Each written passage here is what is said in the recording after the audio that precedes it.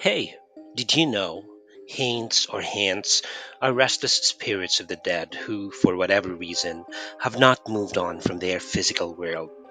Belief in Haints probably originated with the Gullah Geechee people, descendants of African slaves in the Carolina Low Country and Barrier Islands. In South Carolina, Haints are malicious ghosts, often seeking to steal or harm naughty children. The Gala believe in witchcraft and paint their doors haint blue in order to ward off evil spirits and witches. And if one missed painting their door, porch, or windows blue, getting rid of haints may be done through bottle trees, which are said to catch wandering spirits at night and hold them until they can be destroyed by the sunshine of daytime. In the literary classic To Kill a Mockingbird, chapter 28 mentioned Haines when Jem and Scout are walking past the Boo Radley house and talking about Haines, hot steams, and other spooky occurrences, the implication being that Boo Radley is a scary character, maybe even himself a Haint.